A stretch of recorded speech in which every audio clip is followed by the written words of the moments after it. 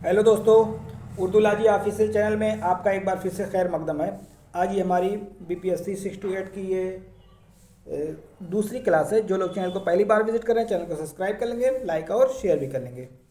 तो आज का पहला सवाल है कि उर्दू का रस्मुल ख़त क्या है। रस्मुल ख़त को हिंदी में कहते हैं लिपि, ठीक है ना। तो उर्दू का रस्मुल ख़त क्या है? उर्दू का रस्मुल ख़त है नस्तालीक। क्या है? नस्तालीक। और यहाँ देखिए नसक लिखा। नसक किसका रस्मुल ख़त है? नसक अरबी का रस्मुल ख़त है, ठीक है। नसक जो है अरबी का रस्मुल ख़त है। तालीक किसका रस्मुल ख़त है? ये फ़ारसी का रस्मुल ख़त है, ठीक है। और उर्दू किसका रस्मुल ख़त है? उर्दू है नस्तालीक, ठीक है ना। तो नसख और फिर तालीक, तो दोनों अगर मिल जाएगा तो नस्तालीक हो जाएगा। समझ में आ रहा है ना। नसख और तालीक जब दोनों मिल जाएगा तो नस्तालीक हो जाएगा। और नस्तालीक इसलिए है कि उर्दू में अरबी के हर्फ भी शामिल हैं, फ़ारसी के हर्फ भी शामिल हैं, तो दोनों समझ लीजिए शामिल हो गए।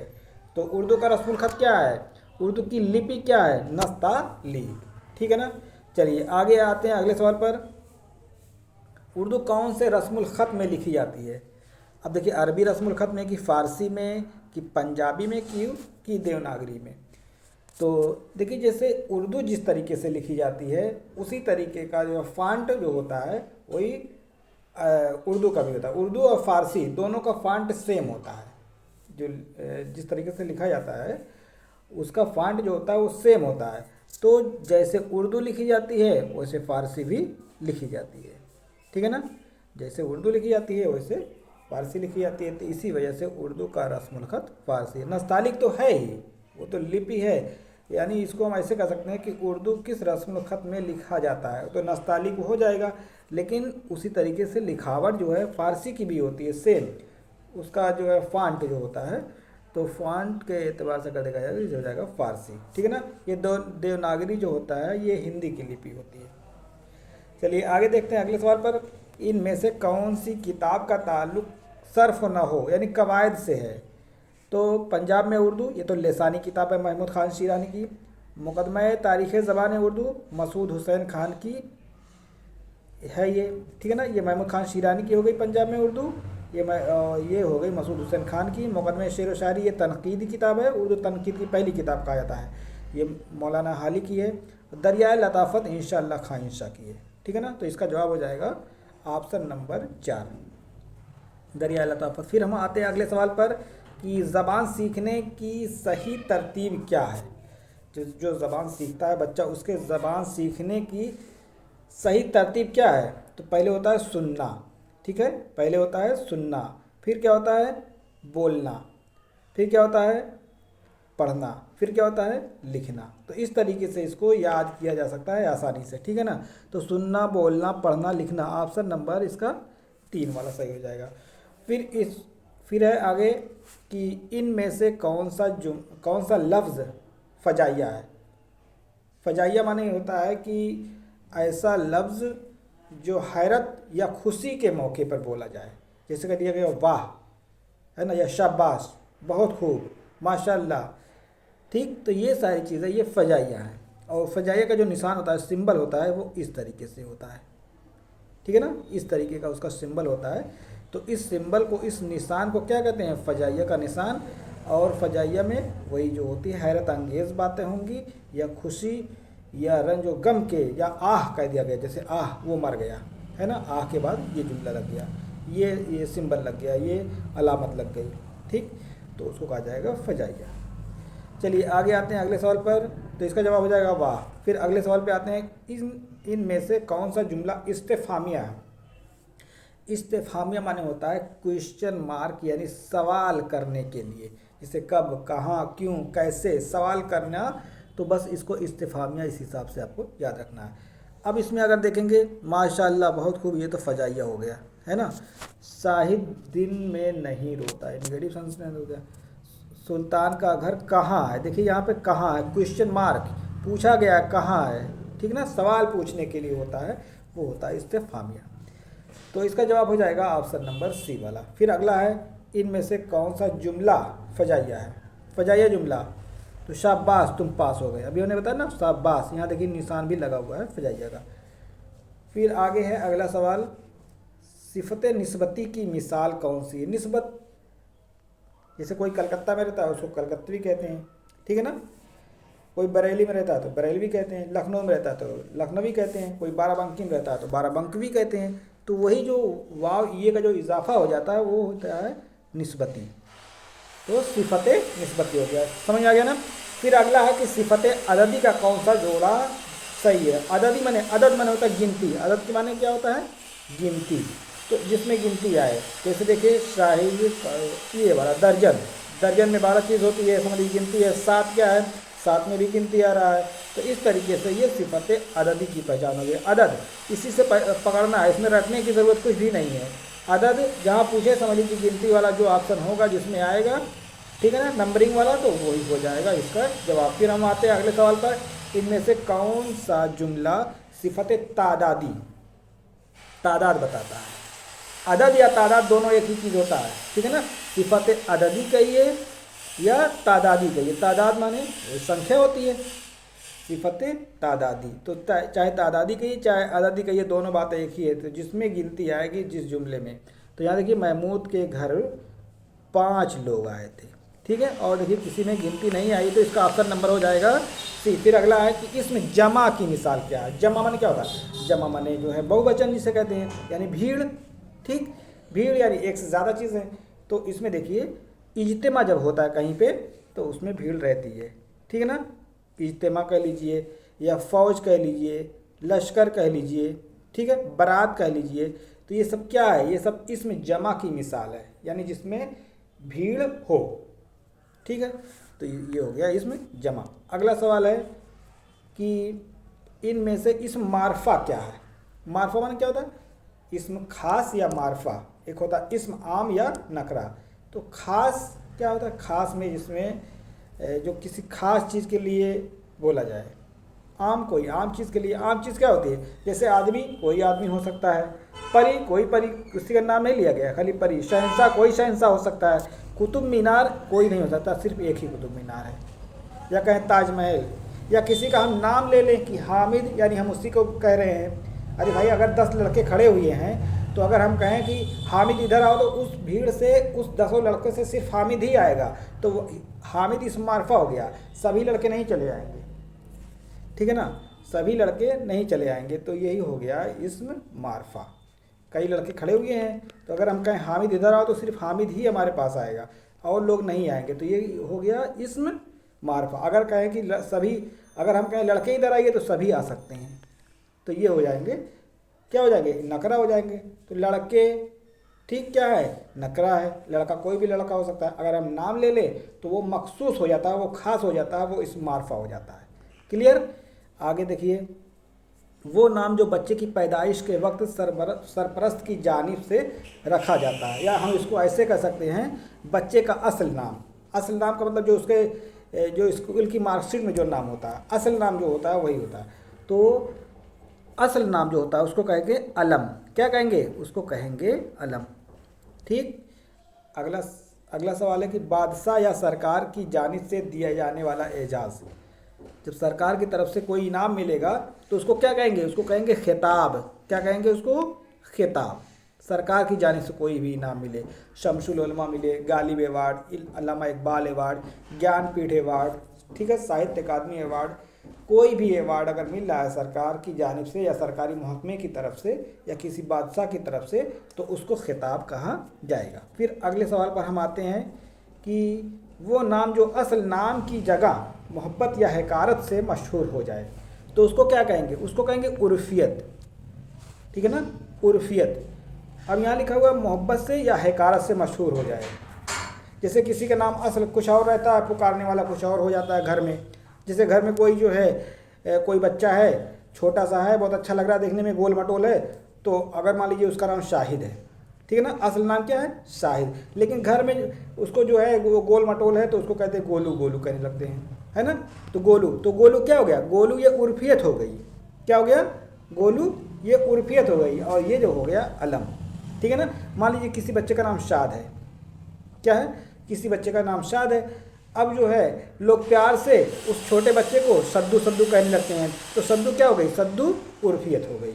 यानी असल नाम की जगह जो एक और पुकारने वाला नाम होता है, जो चाहे मोहब्बत से पड़ जाए या हकारत से, तो ये सब मोहब्बत से पड़ने वाला नाम है। गोलू है तो प्यार से लोग गोलू कहने लगते हैं, साद है तो सद्दू कहने लगते हैं। और हकारत का मतलब क्या है, जैसे कोई मान लीजिए सांवला सा है, काला सा है, तो उसको कल्लू कल्लू कहने लगते हैं कोई, है ना। या किसी का चेहरा बड़ा है तो उसको कल्लन कल्लन कहने लगते हैं। तो यही चीज़ है कि मतलब असल नाम की जगह एक पुकारने वाला नाम जो मोहब्बतन या हकारतन पड़ जाए, उसी को उर्फियत कहा जाता है। क्लियर हो गया। चलिए आगे देखिए अगला सवाल, शमसुल उलमा ज्ञानपीठ अवार्ड या भारत रत्न, इनमें ये कौन से ज़ुमरे में आता है, ये सब क्या है, ये क्या है, ये खिताब है सरकार की जानिब से दिया जाने वाला। अगला सवाल है कि शायरी में इस्तेमाल किया जाने वाला शायर का मुख्तसर नाम, शायरी में इस्तेमाल करने वाला, है ना। तो शायरी में इस्तेमाल करने वाला जो मुख्तसर नाम होता है उसको क्या कहते हैं, उसको कहेंगे तखल्लुस। जैसे असरारुल हक मजाज, है ना, तो मजाज का हो गया, मजाज इनका तखल्लुस हो गया, ये अलामत है, ठीक है, ये तखल्लुस की अलामत है, ये निशान। और मान लीजिए मिर्ज़ा गालिब, मिर्ज़ा असदुल्ला खां नाम है, गालिब इनका तखल्लुस हो गया, तो ये गालिब क्या है, ये तखल्लुस हो गया। समझ में आ रहा है ना। तो इसी तरीके से है। अब जैसे उनका मजरू का असरारुल हसन खान, मजरू तखल्लुस रखते थे वो, तो शायरी में इस्तेमाल किया जाने वाला नाम उनका हो गया मजरू। तो यही मजरू जो है वो तखल्लुस है।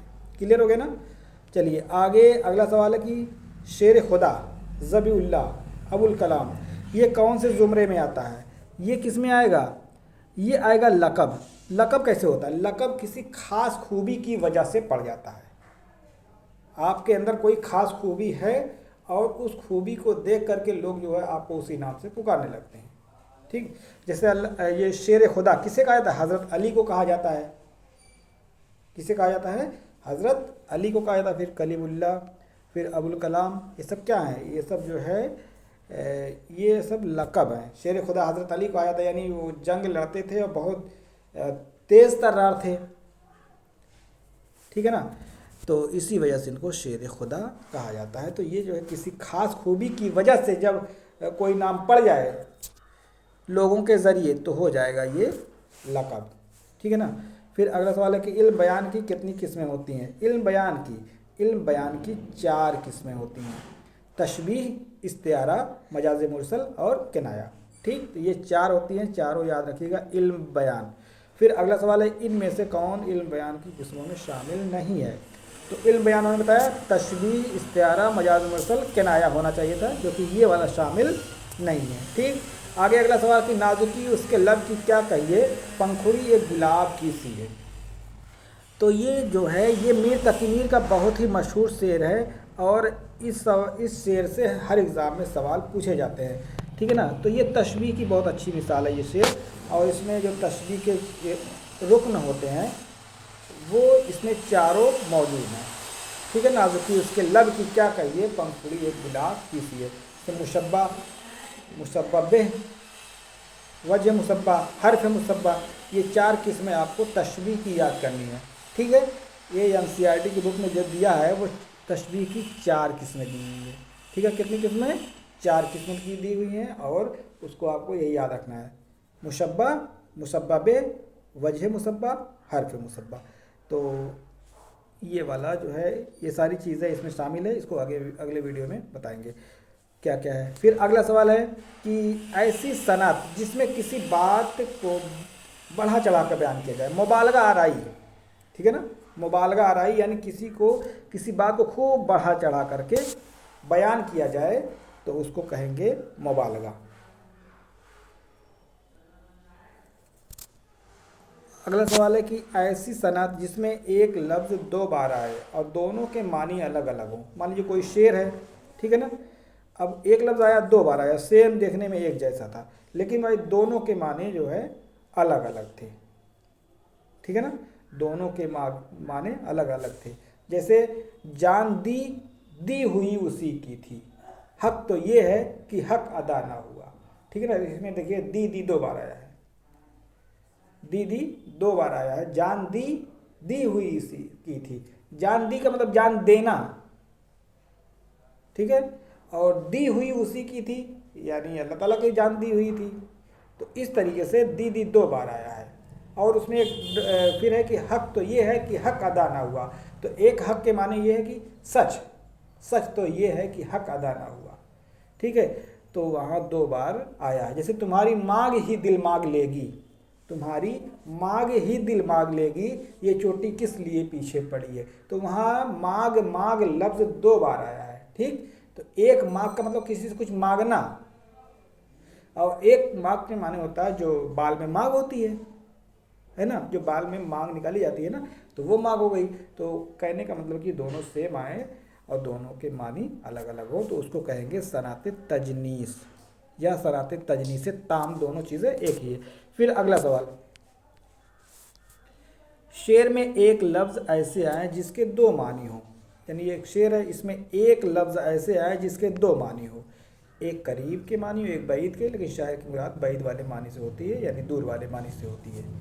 ठीक, तो उसको क्या कहेंगे, उसको ईहाम कहेंगे, हिंदी में कहते हैं श्लेष अलंकार। क्या कहेंगे, श्लेष अलंकार हिंदी में कहते हैं, उसको कहते हैं ईहाम। जैसे हमने बताया था ना कि मैकश को हवस अयाग की है, परवाने को लव चराग की है। तो वहाँ लव जो लफ्ज़ आया है, लव के 2 माने होता है। लव के माने होता है एक जो चराग में जो लव निकलती है वो हो गया।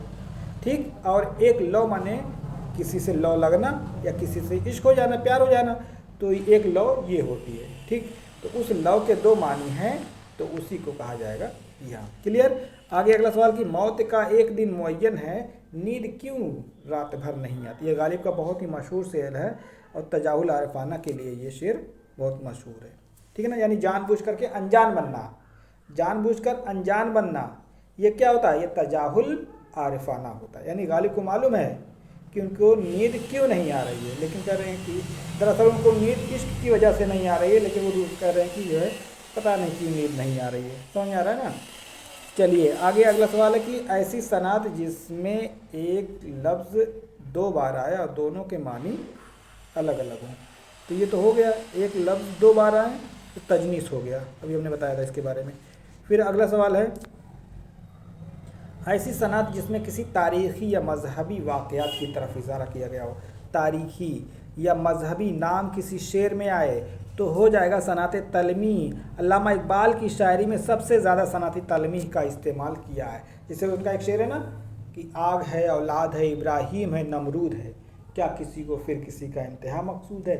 तो उसमें आग है, इब्राहीम है, औलाद है, नमरूद है। तो यहाँ देखिए इब्राहीम, नमरूद, ये सब क्या है, तारीख़ी नाम है। ठीक है, जैसे कोहे तूर क्या है, एक पहाड़ का नाम है, कोहे तूर का वाक़या हो गया। ठीक है, इसी तरीके से कारून, कारून ने ख़जाना लुटाने के लिए बहुत मशहूर था। ठीक है, तो कारून का कहीं नाम आ जाए, हज़रत खिज़्र का कहीं नाम आ जाए। ठीक, तो इस तरीके से जब कहीं तारीख़ी नाम किसी शेर में आ जाए तो हो जाएगा क्या, हो जाएगा वो सनात तलमी। अगला सवाल है कि इनमें से सिफत ज़मीर की मिसाल कौन सी है। ज़मीर माने क्या होता है, ज़मीर का मतलब जैसे पहले देखिए इस्म, इसमें है, पहले इस्म वाला एक जुमला लिख दें कि वो लड़की जो है अहमद घर जाता है। ठीक है ना, तो अहमद क्या है, इस्म हो गया।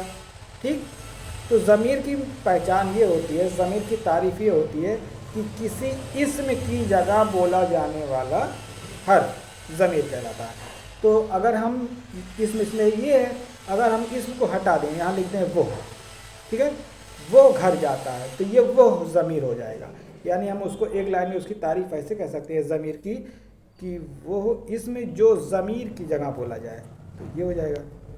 ठीक है ना, वो हो गया, या मैं हो गया, या तुम हो गए, या आप हो गए, यानी नाम ना लिया जाए सिर्फ इशारे से, तो ये क्या हो जाएगा, ये हो जाएगा ज़मीर। यानी इस्म की जगह बोला जाने वाला हर्फ ज़मीर कहलाता है। क्लियर, हर्फ नहीं शब्द, लफ्ज़, इस्म की जगह बोला जाने वाला लफ्ज़ ज़मीर कहलाता है। फिर अगला सवाल, चलिए अब वीडियो कहीं ख़त्म करते हैं और उसके बाद अगली वीडियो में रहेगा। जो लोग चैनल को पहली बार विजिट कर रहे हैं, चैनल को सब्सक्राइब कर लेंगे, लाइक और शेयर भी कर लेंगे। अस्सलाम वालेकुम।